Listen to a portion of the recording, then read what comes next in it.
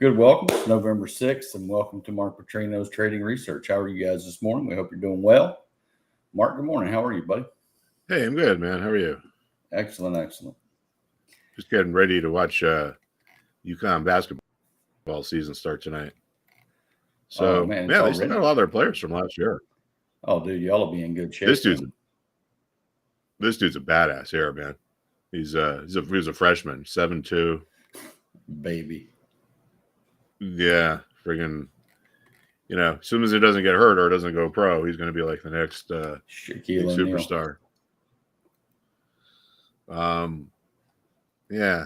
Well, anyway, all right, whatever. Something to do. And the Patriots suck. They got destroyed. Oh, man, that first half in Germany sucked yesterday morning. But then the Dolphins came back and played a little bit. I think we can play with the Chiefs if we play a full game. Yeah, I don't know. I saw a bunch of German people dancing to like German rap music, and it was kind of. Let me tell you something, dude. Those people know how to have a good time at a sporting event. The beer flows on the street; it flows everywhere. I don't know if you know this, Mark. You probably don't, but I lived there for a while, and so the flagmen, the guys that hold the flags on the side of the road, they drink beer. They drink beer more than water. The water's not that good, so they make beer, and so. I mean, I had a kid that was 9 years old show me my favorite beer ever. He was sitting on the bar stool beside his dad drinking this really dark beer. Oh, God, it was good. And it's called Kutcher Alt. And, man, I would fight a wildcat in a phone booth to have a glass of that right now. Delicious. Well, that sounds pretty good, but it's a little early. All right. Oh, who's this? Former Red Sox World Series pitcher dead. And David Axelrod calling for Biden to step aside. Wow. Well, it's coming, man. All right. Anyway, guys, so I think we're going to be looking at some kind of a reversal here in equities. And I will tell you why. But first, you can look at this Direxon daily bear ETF. So this is designed to move in the opposite direction of the S&P 500.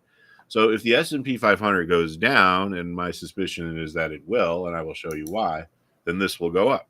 This will go up by about 3 times as much as the market goes down.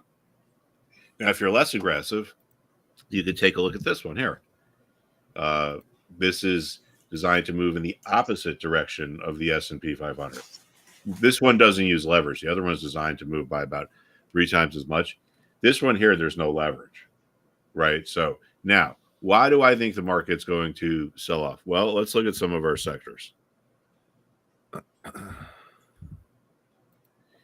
Here's our technology sector, and it is overbought and at resistance. All right, so that's. I'm going to write that down. Glad you got that, Jeannie. Sorry it took me so long. I absolutely slipped my mind. But you know what? Hey, Jeannie, I didn't mean to tell you this, but I'm having a grandbaby. My first one. Her name's going to be Elaine Weeks. Wow, that's nice. Must make you feel old, but. Nah, you know what, man? I mean, it is kind of like the wheel of life. Now I get to be absolutely irresponsible and reckless again. Don't have to worry about anything. All right, let's see here. Morning, Avi. All right. So, well, this is, if you look at some of these indicators here, see, I will say that this is overbought. But if you look at some of these indicators, it doesn't show up as being overbought on the indicators. So we're looking at our tech sector here. This red line on the top here is what we call a Bollinger Band, right? It's 2 standard deviations above the 20-day moving average. So 95% of trading is theoretically supposed to happen within 2 standard deviations of the mean. And this is 2 standard deviations above the 20-day moving average. So when we exceed that threshold, that attracts attention because it's overbought, right? See here, we got above it and came back in, got above it, came back in, got above it, right?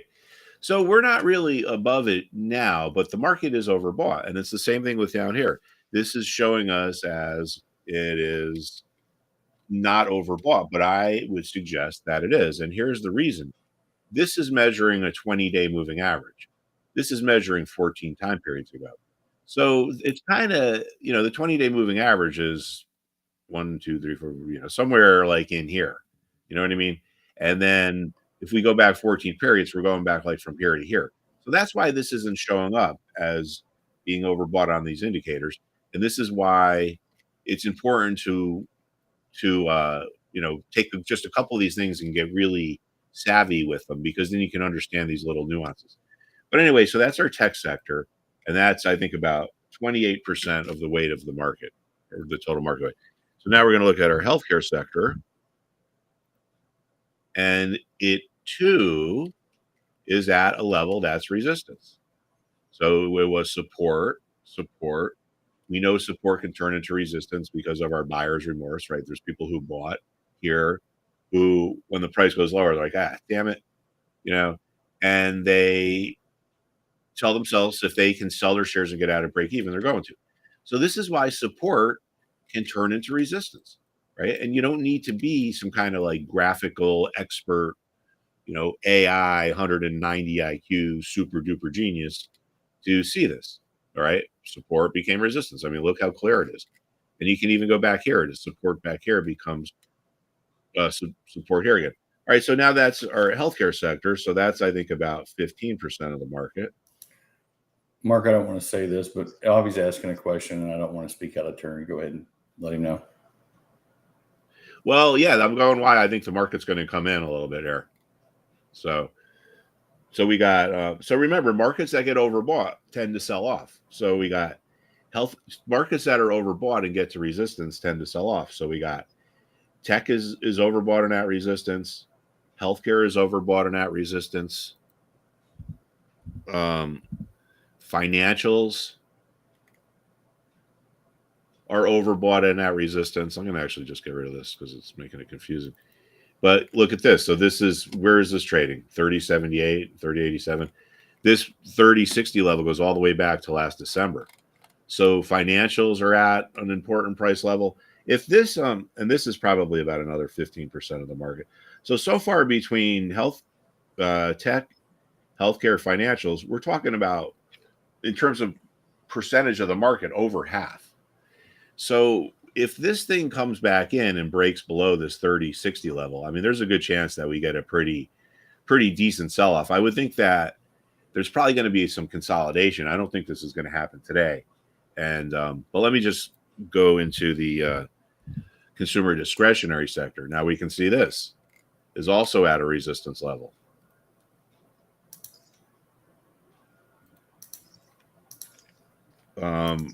So let's see. So that's XLY. So that's all right. So now if we go over here to our weightings of the market, and we go to our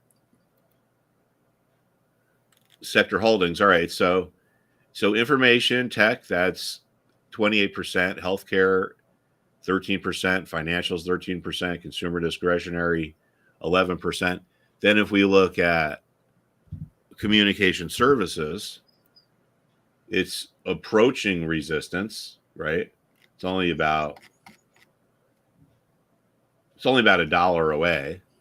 If we look at our industrials,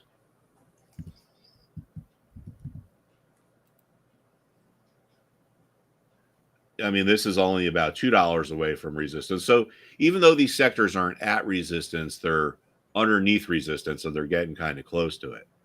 So that's all of the kind of the main sectors. So that really just sets us up for a move lower when you got such, and I'm not talking about like, a long-term thing. I'm just talking about what's going to happen over the next week or two. But if you have that much of the market overbought, and, it just sets us up, unless some super duper news comes out. I mean, this is either the birth of a brand new bull market, or it's just some kind of a, short-term covering thing. And I really don't think that we're in the birth of a brand new bull market. But yeah, I mean, look at this. This is aggressive buying. Notice the gaps. Yes. Versus like this here or this here. So now a lot of this is going to have to do what's going to happen with interest rates. Now, I think interest rates are going to consolidate. This is what Matty B had pointed out last week. Like, look at where we found this. But I think this is probably like kind of just a short-term level here. Whoops, sorry. I don't think this is going to be like a super meaningful price level. But anyway, so this is our interest rates. So maybe we stop here a little bit, have a little bit of consolidation, all right, and then when this, well,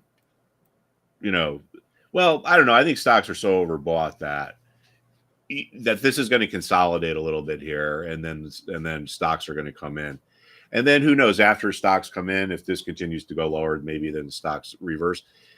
I'm not making like a super duper, whatever pound the table call, but I mean, I'm just explaining what I see, and what I see is that we're really overbought and we've gotten to resistance. It's really just that simple.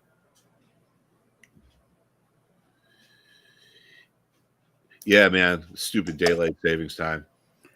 You know what? I like it better. I thought Senator Rubio had put in a thing to end it last year, and that I honestly thought we weren't having it this year. It was kind of sucking that we did.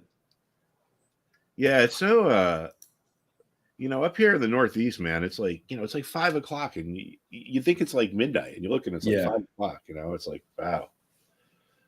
And I was here at 6 o'clock last night, and it was starting to get dark. I'm like, man, I wanted to go to bed at like 8:30.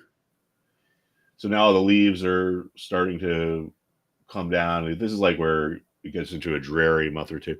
All right, but anyway, so that's that. There's still the utility. Now remember, if interest rates come down, utilities are most likely going to go up. So that's another thing to look for, is if what, let me open up another chart here.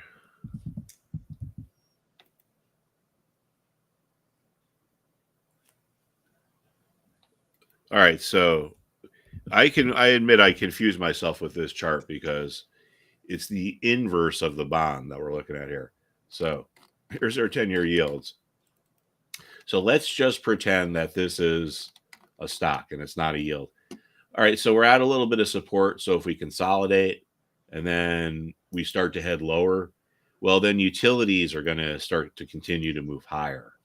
And it looks like there's some room in here for some upside. And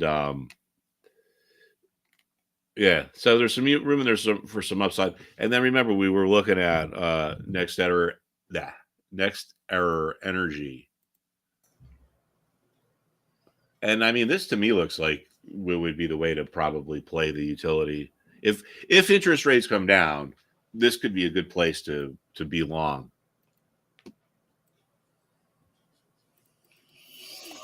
So trending higher here. Looks like we could get up to about here. See that level right there? Luckily this week, well, not luckily, but thankfully this weekend I started hearing discussions on YouTube and different news outlets about they're not wanting to fund Ukraine anymore, and that they're actually talking about making Zelensky sue for peace. And so hopefully that's gonna fix that. Dude, it's like it's just another thing to get angry about. It's just like, what I mean, listen, I empathize with the people of Ukraine and everything, but it's just like, why can't we defend our own borders? Well, that's more important as our country. And we need to really focus on America for a while. And I just don't see our strategic interest. And I could see our strategic interest in supporting Israel because it's the only democracy in the Middle East. But I mean, Ukraine and Russia have been at war for like generations and generations. There's feelings going on there that we can never possibly understand. And, they told us it was going to be over in 2 weeks, and we're going on 2 years now, No, when we're NEE is the largest holding in XLU. So if XLU goes down, NEE is going to go down. Most likely. Yes, most likely. Not a guarantee. Not a guarantee. But yeah, so if we look at the weightings of the utility sector, this particular sector, the biggest company is at next area, so it's 13%. So most of the time, and they're going to go in the same direction, though I suppose there are times where they go in different directions, but they're going to be pretty highly correlated. And yeah, and I think the S&P is going to move lower. I think, I mean, not that I'm a psychic, but I think the interest rates may consolidate a little bit. Or, you know what, if interest rates break down and go lower, the market's going to get even more overbought. So then when the reversal does happen, and it probably will, it would be even better. So maybe we hope for a little bit more upside. But this is definitely what's going on here. You know, this is definitely overstretched. So when you see all these big gaps like this here, this aggressive buying tends to happen at two places. One is at the very beginning of a trend, and one is at the very, well, I should say, the beginning of a trend, the end of a trend. And then this is kind of what a bear market rally looks like. They tend to be really aggressive because a lot of it is short covering. So it's like panic. Like you see here, let me just, all right, so see how we're kind of going up nice and slow, nice and slow, nice and slow, right? But then when we get into the down trends, you get these like really ripping higher moves, right? Like if you look here, I mean, maybe there's this, but other than that, you don't really see any moves that are that, you know, dramatic. Mm-mm. And down here too, like dramatic, right? So you really ripping higher. You don't generally see that when the market's moving higher. You see this is a characteristic of like a bear market rally. So anyway, I mean, we don't need to really do anything now. It's going to be pretty clear which way it's going to go because we got the S&P is, what level do I got here? So this is 437, I think. So this is at well-defined resistance. Your tech sector is at resistance. Your healthcare sector is at resistance. Financial sector is at resistance. You know, your communication services is getting close to resistance, just a couple points away. And your industrial sector is approaching resistance as well. So, I mean, with all these sectors at resistance or approaching resistance, it just seems like we're due for some type of, you know, a little bit of a pullback. So then you could look at some of these inverse ETFs, like the one we mentioned before, SPXS. If you're really bearish, this will move 3 times the amount of the S&P in the opposite direction. But I don't think you need to do anything now. You know, this stuff is all kind of set up, teetering on the line here. You just got to kind of keep an eye on it and see which way it's going to break. Probably within the next couple of days, we'll know. A lot of it's we'll have to wait till see when the interest rate market's open. We'll see if bonds are open. Key is to stay flexible, though. That's the main key. Yeah, you just got to wait. You let the market decide for you what to do. You don't want to try to guess. So pre-market, so bonds are down. So that means yields are going to be up a little bit. Yeah. So we'll probably see some, you know, consolidation. But I would be ready, you know, I would be ready if things start to give way. Considering the way the market's set up, it could start to move lower pretty rapidly. And then we got some earnings this week, I guess, but I don't know how important those are going to be. Oh, Avi, I'm sure we've got nuclear subs all around that place. We seem to have military bases springing up everywhere as I see maps of the world anymore. It's amazing how far the American military stretched. It's really worrisome, you know. I mean, you know, it really is. It's just, you know, my father always said when I was growing up, weakness invites aggression. And this is what you happen when you have weak leadership, you know. Everyone's like, this dude's got limited time. You know, this dude Biden's got limited time. So let's get what we can while we can before someone else comes in. I mean, maybe that's just conspiratorial thinking, but I think that has something to do with it. We know the good thing is that there is a certain significant portion of this population that is served in the military.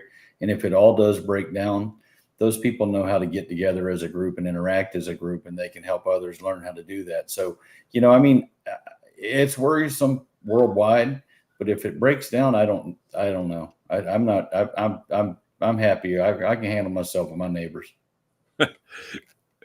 Well, I don't think they're going to be invading Florida, but Man, you never know.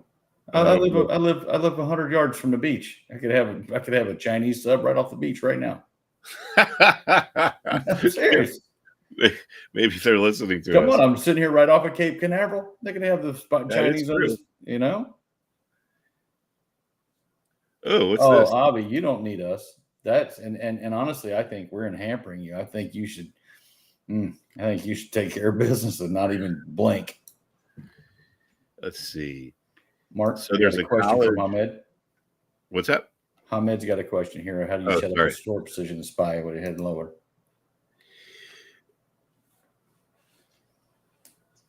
Well, what you could do, the easiest way to do it would just be to buy this symbol SH. Like, you don't need to short. You don't need to buy options. This ETF here, symbol SH, Sam Henry, I guess, is designed to move in the opposite direction of the S&P 500. So if we look at the S&P 500, on Friday, it was up 91 basis points, and this was down 83 basis points. So it goes in the opposite direction. It's not a perfect correlation, but it's good enough for our intents and purposes. So if S&P starts to roll over, where is my arrow? So say S&P starts to roll over like this, okay, and go down, then SH will start to go up. So you don't need to be sophisticated or complicated or super experienced trader to just know that these ETFs are out there. Now, there's also this one, SPXS, which is designed to move 3 times the amount in the opposite direction of the S&P 500. So if the S&P goes down 2%, this will be up by about 6%. Or if it's down 3, this will be up by 9, so forth and so on. So these are simple ways that a regular trader who doesn't trade options and who doesn't go short can make money when the market's going down. But of course, there's always a caveat, and the caveat is that if it goes against you, if the market goes up, then with this leverage thing, you'll lose money 3 times faster than you would if it goes your way. But I don't think we need to do anything yet. I mean, I just think that it's not too often that you get this confluence of the major sectors all being at resistance at the same time. So we're either on the verge of like the breakout of the mother of breakouts, or the biggest breakout of the last 10 years. We're going to skyrocket to new highs, or we're going to roll over and there's going to be a tradable move on the downside. Now, that's my guess is that. But as traders, we don't want to formulate opinions. We just want to wait and watch and let the market tell us what to do. So like real simply, you look at I don't know. We're going to look at Johnson & Johnson. Oh, never mind. You're looking at sectors. Yeah. All right. So here we are. Healthcare is right at, it's right on this line. So the bottom over here was 127.50, and where we are in the pre-market, 127.54. So this starts to roll over. This gets down to say 127 at the same time as, maybe healthcare starts to roll over and gets down to, maybe like 170. And at the same time, financials start to roll over and get down to maybe 33.20 or so. Like, if those 3 things all happen, that's like the sign that the entire market is rolling over. And then the sellers who are at resistance, or the traders who created the resistance with their sell orders, they start to sense there are other sellers around, so they start to get nervous and they go out into the market and they sell, and you start to get all these sellers undercutting each other because the buyers are going to go to whoever is willing to sell at the lowest price. So the market rolls over, and it's not like on any news. It's a psychological thing. Like right here, right? We get up to resistance. The sellers notice the price isn't going any higher, so they start undercutting each other, and you end up getting this sell off. Oh, cool! Wow, That is awesome. Congratulations there, Heather. yeah, that's cool. Yeah, I had a feeling that she would get hired. All right, Mark, you got a couple of questions here, and Steve's asking about oil. Avi wants to know about AMD. What's Steve talking about? 1941? The movie with John Belushi. Yeah, I remember that. Hey, Avi, this question here, Avi, it really depends on how comfortable you are with it, honestly. I mean, I don't hold leveraged ETFs overnight myself, but Most people don't, because of the way they're constructed. If you're wrong, you could end up having bigger losses than it would just show up on paper. Because of the way they rebalance them, there might be some kind of like disconnects in between where it closes one day and opens the next day. So that's why whenever you see those things, you see a disclaimer. All right, look at AMD. So yeah, I mean, look at AMD. Look at where it ended up here. yeah. But again, this is like with the tech sector. I mean, I guess if I was long this, I would stay long. But I would just keep a careful eye on that tech sector, because this is really overextended here. Again, it's not showing up as being overbought because we're measuring from time period back here to time period over here, as opposed to from down here. But I can tell just by looking at this as overbought. But overbought things can keep moving. So this is what we mean about letting the market tell us what to do. As long as tech is holding that resistance and hasn't really rolled over, then if you're long this, it's probably okay to stay in it. In terms of a reversal, where would I consider jumping in on a reversal if the market really turns over? Probably like, there's going to be some interest at 110. So maybe if it gets below 110, that's where I would consider buying puts. Oil, Mr. Steven. Yeah, oil is kind of back to that. It's kind of just like glued in there. Yeah. Natural gas too. Although, it does look like it's kind of starting to set up for a move lower. See how what was support has converted into resistance, right? So this is like the same phenomena, if that's the right word for it. I guess it could be. Yeah. That proper sound word. Yeah, like you see here, like how what was support converted into resistance on these 4 days, and then that set the move up for a big move lower.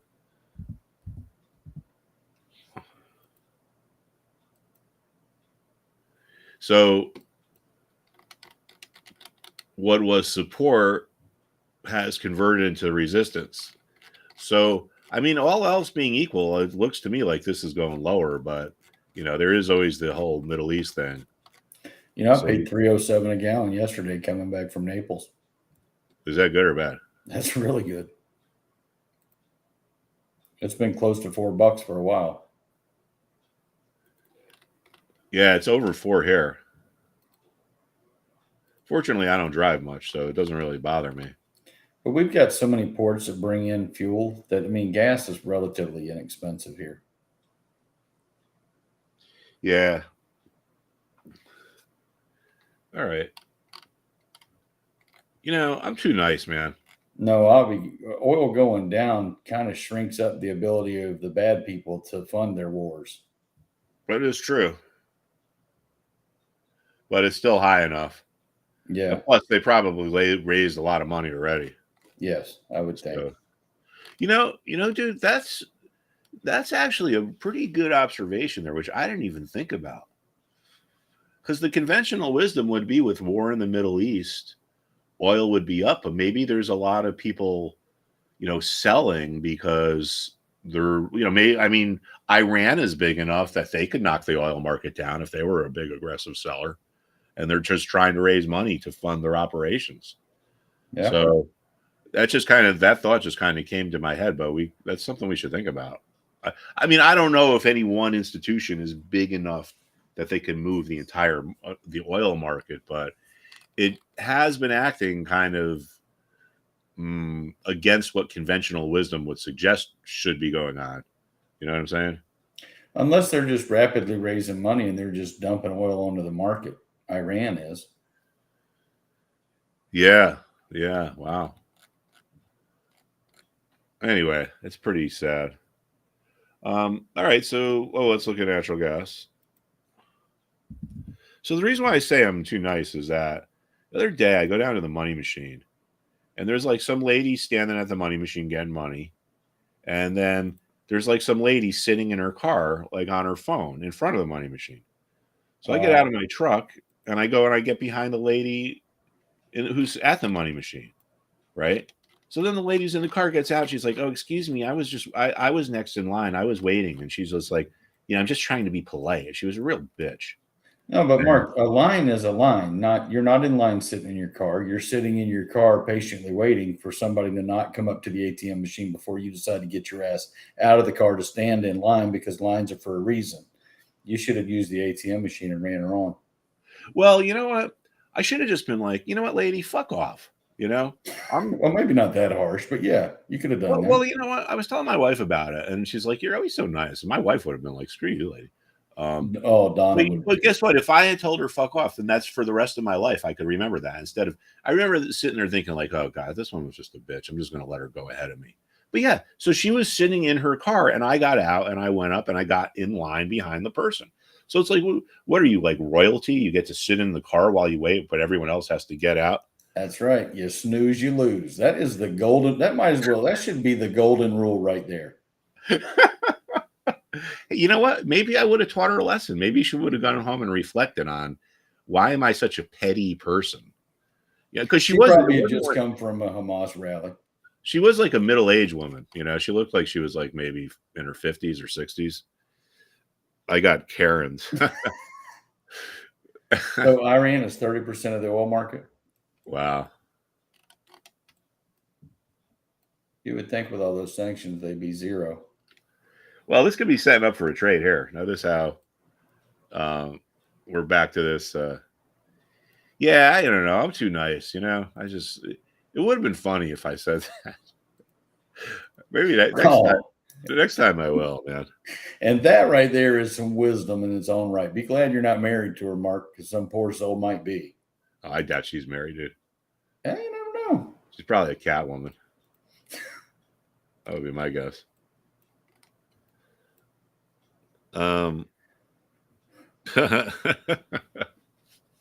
Well, anyway, I don't know. It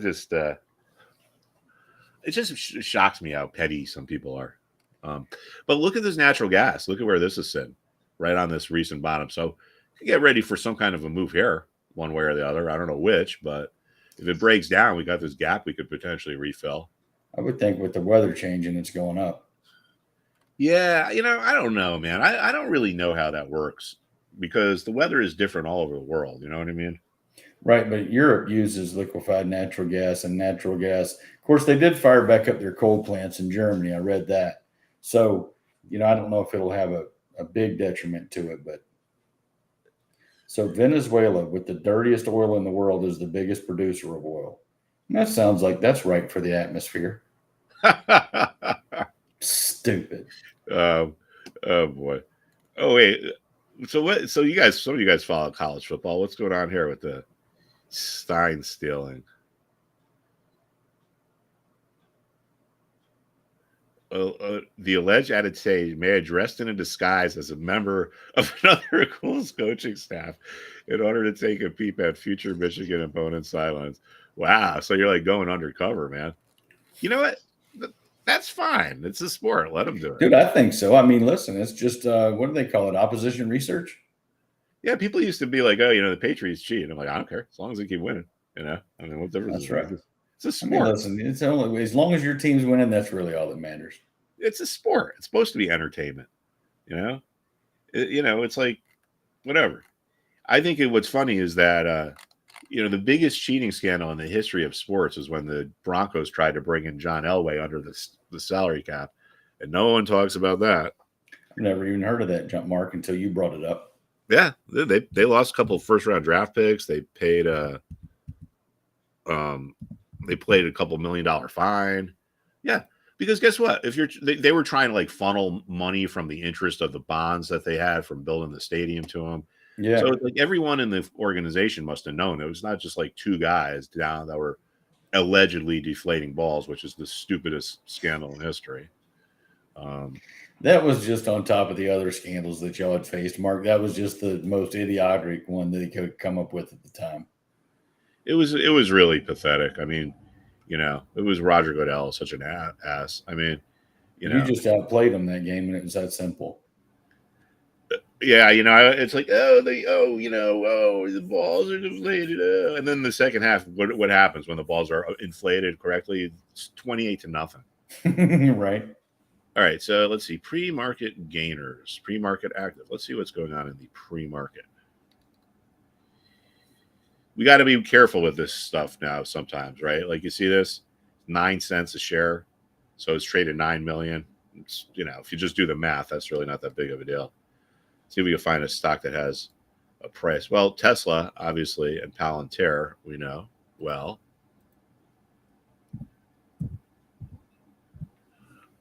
I think they should let teams cheat, to a certain degree. Tesla, all right. I forget who the coaches of the Rams when the Patriots beat them in the Super Bowl back when the dynasty first began. And the guy was interviewing because there was this rumor going around like, the Patriots sent someone into the locker room to steal the playbook, right? So it was Dick something. I can't remember, but he was a good coach. Dick Vermeil? Well, first of all, if you think someone's coming into your locker room to steal your playbook, why don't you have a security guard in there? And second of all, he said, every time we got into the red zone, they knew exactly what we were going to do. So I'm not surprised that they stole that playbook. There were 2 red zone. The Rams were in the red zone one time all game, and they scored a touchdown. So It just shows how people's memories are flawed. Oh, yeah. The Patriots won because Tom Brady's so good. It has nothing to do with cheating scandals or Bill Belichick. Dude, y'all had a run there, Mark, when Brady was just untouchable. And it didn't matter who he was throwing the ball to. It was just he was out there as he looked like Patton on the field of battle. Yeah, how about who was it? The Astros with the cheating with the banging on the drums or the garbage cans a few years ago? That was pretty bad. All right, let's see what else. Let's look for a company that we don't usually look at that's trading for more than a few dollars. See if we can learn something from it. They're all penny stocks. Oh, Ford Motor. Oh, Ford Motor Company. I think it's finally starting to break down, man. Well, this is a stock that likes its levels here. So this is something actually that we should actually keep an eye on here. All right, so look at how clear this $11 support has been. This is actually at 11.05, but we can't be too super precise. But I'll put it at 11.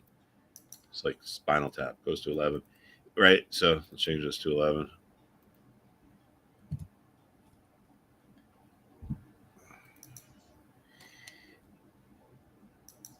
All right, so see how this is. I think this is finally the strike catching up here. Now, I would be watching this. I don't think I would do anything yet, but if this rallies back up to 11, there's a good chance it sells off of that again because 11 was clear support, and as we know, levels that were support can turn into resistance, right? You got people who bought back here who regret their decision to buy when the price goes lower.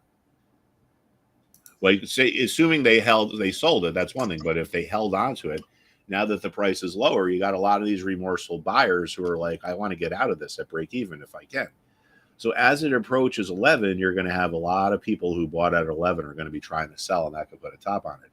Now, some of these people might notice, oh, hey, the stock was moving higher, but now it's not moving higher anymore. That must mean there are new sellers entering the market. We know that markets go higher when there's not enough sellers around. So if it stops moving higher, then that tells us that there are new sellers coming into the market. So some of the sellers get anxious and they start to undercut each other, and that starts your snowball effect. So this is something to watch here too. Tell you what, Hershey's has made is starting to kind of base up market 187, 188. It's had a big fall from 274. I've been watching it for a while. I know we don't talk about long-term buy and hold stuff that often, but this I think would be a good. I mean, at least historically, this has been a great performer over the. I mean, if you look at it, like you can't even tell, like where was the internet bubble, where was the housing bubble? Right. It's just, I mean, I know it's an addictive product, and they obviously have a well-known brand. But anyway, yeah. So that's something I would.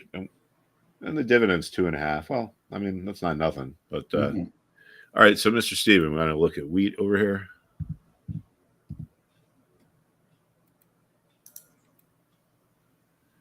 Yeah, I mean, it looks pretty flat to me.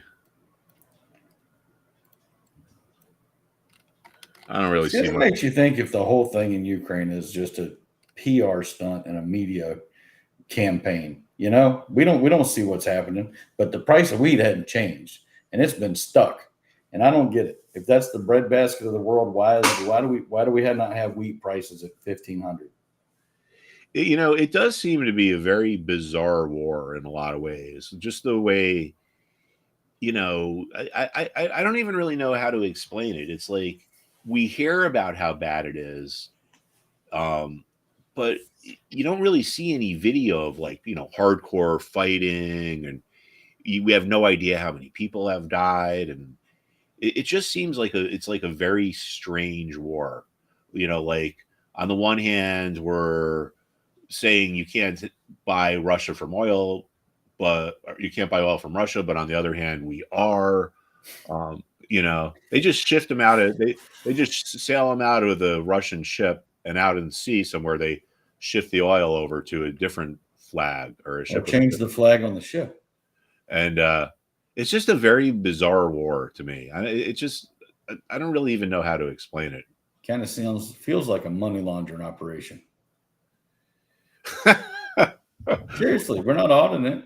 We're not auditing it. We're not looking at it. I don't see any proof that we're actually still at war over there, because Israel and Hamas have taken over the coverage.